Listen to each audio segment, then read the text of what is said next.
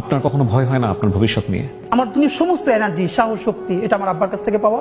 কিন্তু এতগুলো মানুষের জীবন চিরতরে অন্ধ, পঙ্গু, আমার সামনে বসে একজনের চোখ উপড়ে যাচ্ছে, যে চোখ এরকম চেপে ধরছেন। ওর মাকে যখন আয়না করে নিয়ে আসছে তখন ও খুব ছোট, ওরেও নিয়ে আসছে সাথে।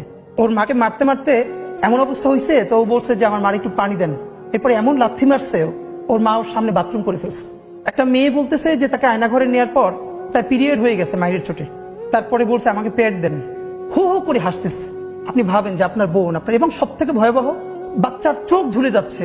এখন পর্যন্ত বেওয়ারিশ কতগুলো লাশ আমরা শনাক্ত করতে পারি নাই। তো আমার পাশে একটা ছেলে ছিল, আমার চেয়েও বয়স কম, ওর পরনে একটা মাস্ক ছিল, হাতে লাঠি ছিল। তো হঠাৎ করে দেখি ও আমার মনে হয় একটু দূরে ছিল, লুটিয়ে পড়েছে।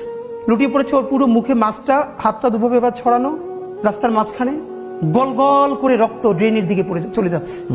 এবং এটা গুলিটা নিচ থেকে আসে না, হয়তো কোনো ছাদ থেকে বা স্নাইপার শুট, কারণ নিচ থেকে আসলে তো আমাদের গায়ে লাগতো। তো তখন আমার মনে আছে যে আমি আসলে কি করব। মানুষ আছে না কিছুক্ষণের জন্য কোনো সিদ্ধান্ত নিতে পারে না যে আমি ওর কাছে যাব নাকি আমি পিছনে ফিরবো। আমি একদম স্থির হয়ে দাঁড়াইছিলাম। তখন আমার কারা যারা সাথে ছিল টেনে পরে দূরে নিয়ে গেছে। ওইটার পরে আমার সিদ্ধান্ত চূড়ান্ত হয়েছে যে ও তো আমার একটু পাশে ছিল, ওই গুলিটা তো আমার মাথায় আসতে পারতো। কিন্তু আল্লাহ যে ওরে নিয়ে গেল আর আমারে রেখে গেল, এর মানে আমার কিছু কাজ আছে, এই লড়াইটা আমার জারি রাখতে হবে।